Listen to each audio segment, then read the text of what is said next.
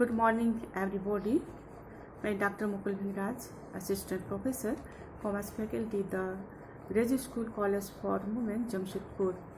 मैं आज आप लोगों को सब्जेक्ट पीजी सेमेस्टर 4 सब्जेक्ट है HRM और जिसमें टॉपिक है कैलकुलेशन ऑफ बोनस पर बोनस एक्ट अमेंडमेंट ऑफ 2015, अर्थात कि हम बोनस का calculation bonus act amendment of 2015 के अनुसार से हम किस प्रकार से करेंगे। तो इसके अनुसार से हम इसका कैलकुलेशन इस प्रकार से होगा कि यदि जैसे कि आपको मैंने बीते कल के जो लेक्चर था उसमें हमने आपको बताया था कि जो एम्प्लॉय संस्थान में काम करते हैं तो या कंपनी में काम करते हैं और उनकी जो सैलरी जो है बेसिक सैलरी 21,000 से कम होती है तो वह जो है बोनस पाने का अधिकारी है। लेकिन इसमें भी हमने आपको बताया था कि कितने दिनों तक उसको काम होना चाहिए, कितने क्या क्या नियम है, वो जो है आपको कल के क्लासेस में हम बता दिए थे। लेकिन हम इसका जो कैलकुलेशन कर रहे हैं तो उस कैलकुलेशन के आधार पर यदि कोई भी एम्प्लॉई का बेसिक सैलरी 1,000 रुपये से कम होती है तो वह बोनस पाने का अधिकारी होता है। तो बोनस का हम कैलकुलेशन कैसे करेंगे? तो ये बोनस को कैलकुलेशन के लिए हमने 3 प्रकार से इसको बनाया है। पहला ये है कि यदि उसका सैलरी जो है वो यदि बेसिक प्लस DA रुपीज़ जो है 7,000 से कम है। दूसरा, यदि बेसिक प्लस DA जो है वो 7,000 रुपये से अधिक है। और तीसरा है यदि बेसिक सैलरी एम्प्लॉय का 7,000 रुपये से कम या अधिक हो।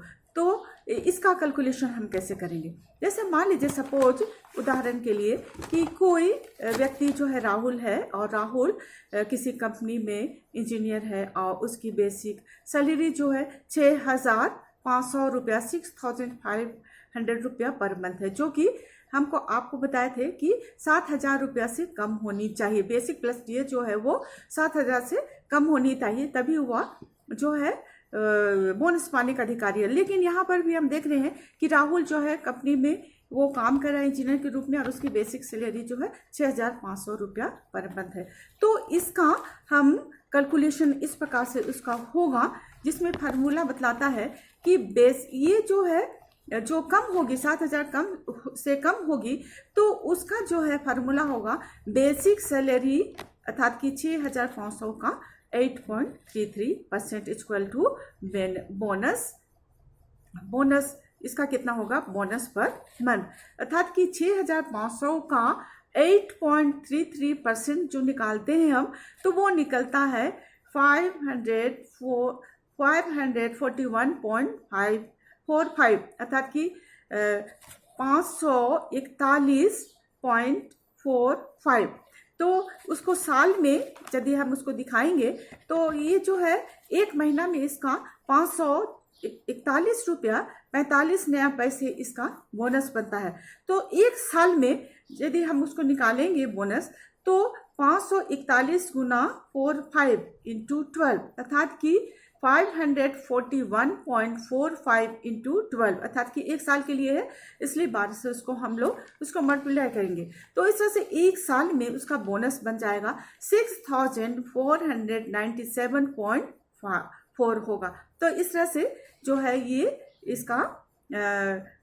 इसको बोनस इतने रुपये साल में उसको मिलेंगे, लेकिन पर मंथ जो है उसको 541 रुपया 45 रुपये उसको प्राप्त होंगे। दूसरा है कि यदि बेसिक सैलरी किसी एम्प्लॉय की 7,000 रुपये से अधिक है तो हमने इसको 7,000 से कम बताया था अर्थात कि 6,500 रुपये थे। लेकिन यदि इसके किसी भी व्यक्ति एम्प्लॉय की सैलरी जो है वो 7,000 से अधिक हो, तब ऐसी स्थिति में जैसे मान लीजिए कि सुबोध है और ये सुबोध किसी शॉप में सेल्स ऑफिसर है और उनकी जो बेसिक सैलरी है वो पर मंथ जो है वो वो 18,000 रुपये है। तो वैसी स्थिति में यदि उसकी बेसिक सैलरी जो है वो 18,000 है, तो वैसी स्थिति में चूंकि ये 7,000 न्यूनतम जो 7,000 से वो अधिक है, तो इसलिए इसका कैलकुलेशन क्या होगा, इसका कैलकुलेशन होगा बेसिक सैलरी का 20% जो ये है बोनस पर मंथ, अर्थात कि बेसिक सैलरी मतलब कि 18,000 इंटू 20%, और जो आएगा वही उसका बोनस होगा पर मंथ, और जो आएंगे तो उसको 12 से गुना कर दीजिएगा तो वो वर्ष भर का वो बोनस हो जाएगा। लेकिन तीसरी ये है कि यदि उसकी बेसिक सैलरी जो है वो पर मंथ उसका 21,000 रुपया है, तो चूंकि ये जो 21,000 रुपया जो है वो उसका ज़्यादा है, इसलिए इसको जो है बोनस पाने का ये अधिकारी नहीं होगा। तो इस तरह से हम देखते हैं कि ये बोनस जो है इसका कैलकुलेशन इस तरह से किया जाता है। लेकिन इसमें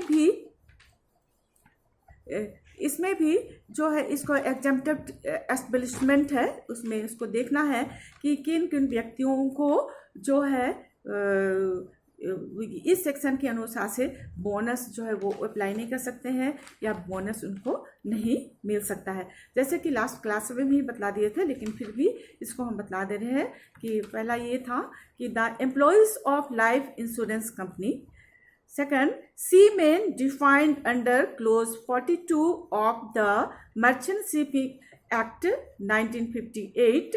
Third, employees who registered or listed employees.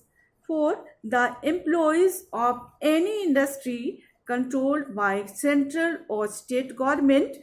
Next, employees from Indian Red Cross Society or education institution not for profit. और लास्ट है employees employed by contractor on building operation. तो ये सभी जो है वो बोनस एक्ट के आधार पर ये बोनस प्राप्त करने के लिए ये इसको अप्लाई नहीं कर सकते हैं। तो इस तरह से हम देखते हैं कि जो भी कैलकुलेशन होता है बोनस का, और इसका जो बोनस एक्ट अमेंडमेंट ऑफ 2015 है, तो उसके अनुसार से बोनस का हम लोग इस तरह से उसका कैलकुलेशन करते हैं।